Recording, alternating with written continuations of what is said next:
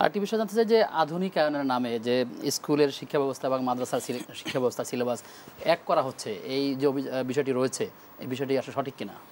বাস্তবতা হচ্ছে, আমি এখানে স্কুল মাদ্রাসাকে ভাগ করার আগে আমি আগেও বলেছি, সংখ্যাগরিষ্ঠ এই মুসলিম কান্ট্রিতে প্রাইমারি বলেন, হাই স্কুল বলেন, কলেজ বলেন, মাদ্রাসা বলেন, সেখানে অধিকাংশ শিক্ষার্থী কারা? অবশ্যই মুসলিম। মুসলমানদের সন্তান, মুসলমানদের ছেলে মেয়ে, ভাই বোনরাই, হ্যাঁ তারাই শিক্ষার্থীরা আছে। হ্যাঁ, এখানে স্কুলের সিলেবাস মাদ্রাসায় চালাইয়া দেওয়ার ব্যাপারে আপত্তি তো আছেই, যেটা এর আগে ছিল স্কুলের কিছুটা ব্যতিক্রম ছিল, যেটা মাদ্রাসায় আর একটু ব্যতিক্রম ছিল, সেখানে হয়তো ধর্মীয় দিকটা একটু প্রাধান্য দেওয়া ছিল। কিন্তু আজকের কি দেখা গেল, আজকের স্কুলেরটাও তো সমানে চেঞ্জ করা হয়েছে আর মাদ্রাসায় চেঞ্জ করা হয়েছে, উভয়টাকে এক করা একটা চরম আপত্তিকর।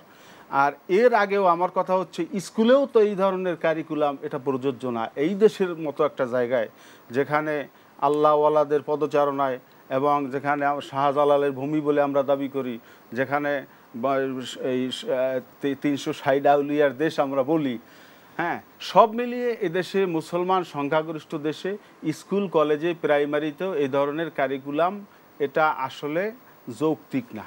জি, যদি শিক্ষার সাথে ধর্ম যুক্ত না থাকে বা ধর্মীয় শিক্ষার আলোকে, ধর্মচিন্তার আলোকে যদি শিক্ষা ব্যবস্থা না হয়, তাহলে পরবর্তী যে জাতি তৈরি হবে সে জাতির ভবিষ্যৎ কি?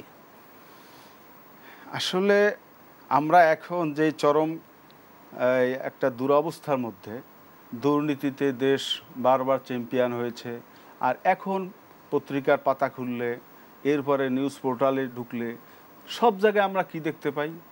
বিভিন্ন আমলারা, বিভিন্ন পদমর্যাদা ব্যক্তিরা, তারা দুর্নীতিতে আজকের মানে হাবুডুবু খাচ্ছে।